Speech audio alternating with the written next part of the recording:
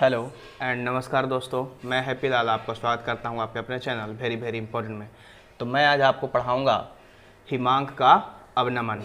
ठीक, तो हिमांक का अवनमन जानने से पहले हम लोग जानेंगे, जैसे आपने क्वथनांक का उन्नयन पढ़ा है ना। तो क्वथनांक का उन्नयन को हम लोग कैसे बांटे थे? पहले क्वथनांक को बांट दिए, फिर क्वथनांक के उन्नयन के ऊपर चर्चा हम लोग किए थे। तो सबसे पहले इसको भी तोड़ दो, एक तरफ हिमांक और एक तरफ अवनमन। तो हिमांक क्या होता है और अवनमन क्या होता है? तो हिमांक अंग्रेजी देखेंगे, depression of freezing point. Freezing मतलब फ्रीज में कौची होता है?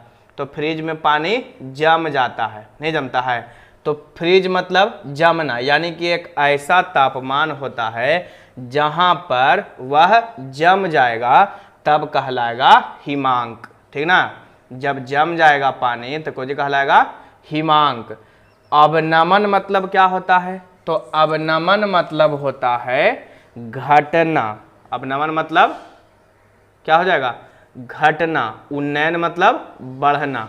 तो जब हिमांक घट जाएगा तब कहेंगे हिमांक का अवनमन। ठीक, तो इससे पहले हम लोग इसका परिभाषा सिर्फ आपको बता दें कि हिमांक किसे कहेंगे, क्योंकि आपको जानना जरूरी है। ठीक ना, तो पहले हम लोग लिखेंगे हिमांक के बारे में कि क्या होता है। देखिए, तो हिमांक का परिभाषा मैं आपको लिख दिया कि प्रत्येक द्रव एक निश्चित ताप पर जमता है ना। जैसे कि क्वथनांक में क्या होता था? उबलता था, और हिमांक में क्या होगा?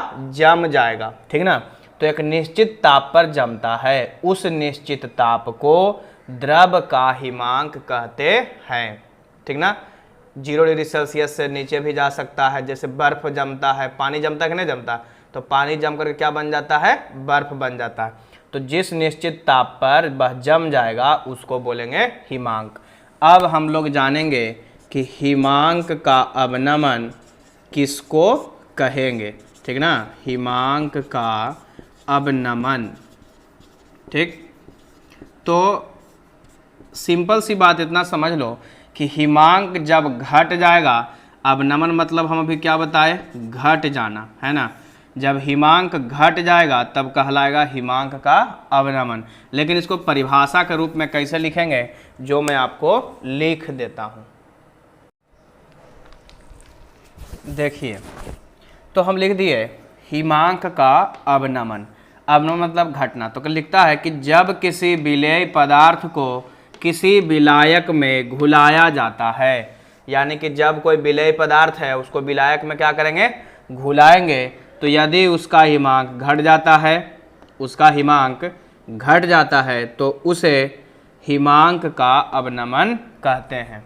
ठीक, जैसे उसमें क्या होता था क्वथनांक में कि घुलाने पर क्वथनांक बढ़ जाता था, इसमें क्या होगा? हिमांक घट जाएगा। बस अंतर इतने हैं, क्वथनांक के जगह पर हिमांक लिखेंगे, बढ़ने के जगह पर घटना लिखेंगे, बस हो गया समाप्त। तो इसे हिमांक का अवनमन कहते हैं। ठीक ना, तो इसे ठीक ना डेल्टा टी एफ, ठीक, डेल्टा टी एफ के द्वारा सूचित किया जाता है। ठीक, सूचित किया जाता है। ठीक, टी एफ क्यों लिखे? Temperature F is the freezing point. ठीक, फ्रीजिंग हो गया। क्वथनांक में क्या होता था? डेल्टा टी बी, तब बी से बॉइलिंग, एफ से फ्रीजिंग। तो जब बॉइलिंग रहेगा तब बॉइलिंग, अब फ्रीजिंग रहेगा तब फ्रीजिंग। इस पर आपको हिसाब भी आता है, न्यूमेरिकल भी आता है, तो न्यूमेरिकल भी देखेंगे। लेकिन हिमांक का अवनमन से संबंधित तो राउल्ट ने नियम भी बताया। ठीक, तो इसको पहले उतार लीजिए, फिर इसका राउल्ट के नियम को हम लोग देखते हैं।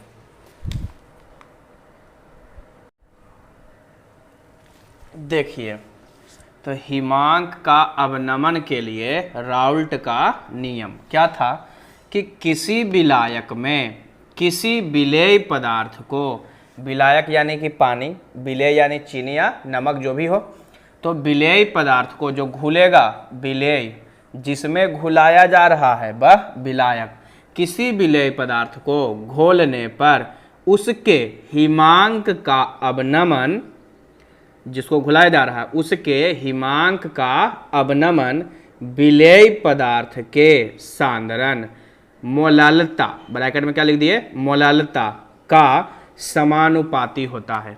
तो कौन समानुपाती हो रहा है, हिमांक का अवनमन।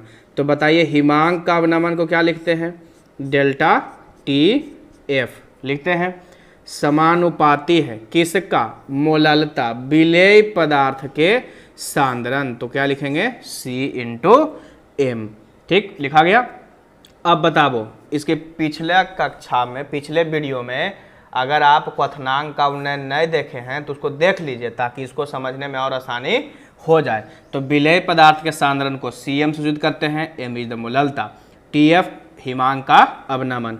तो अब देखेंगे कि इसको जब प्रोपोर्शनल हटता है, जब यह समानुपाती जो है प्रोपोर्शनल जो है हटेगा तो क्या आएगा, कुछ ना कुछ कांस्टेंट आएगा। तो लिखेंगे कि डेल्टा टी एफ बराबर के इंटू सी एम, यहाँ एफ है इसलिए यहाँ एफ देंगे, ठीक ना।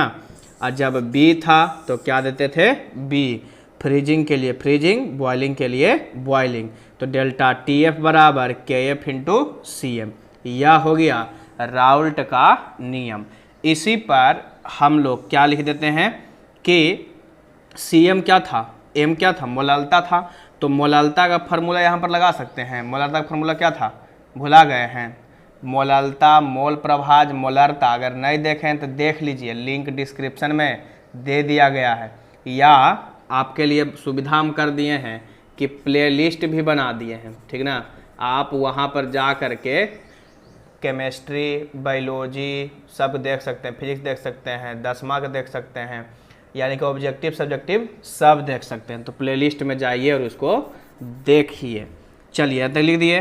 अब इसको क्या करेंगे कि डेल्टा टी एफ बराबर के एफ इंटू सी एम, तो डेल्टा टी एफ बराबर के एफ गुना, इसके स्थान पर क्या लिख देंगे, ए गुना 1000 बटा बी गुना एम, ये हो गया फॉर्मूला, ठीक ना। इस पर अब हम लोग न्यूमेरिकल भी बना सकते हैं। अच्छा, एक चीज़ छोड़ दिए हम कि के क्या था, कांस्टेंट था, तो इसको क्या लिखेंगे कि जहाँ के एफ एक स्थिरांक है जिसे हिमांक स्थिरांक कहते हैं, ठीक ना, लेकिन इसका एक नाम और है, ठीक। तो इसका एक नाम और है, उसको हम लोग क्या कहते हैं, तो उसको कहते हैं अणु अवनमन स्थिरांक, या इसे अणु अवनमन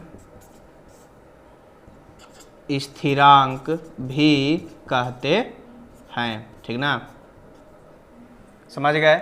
ठीक, तो अब इस पर हम लोग एक न्यूमेरिकल भी देखेंगे और इसका परिभाषा भी देखेंगे कि अणु अवनमन स्थिरांक क्या है, ठीक।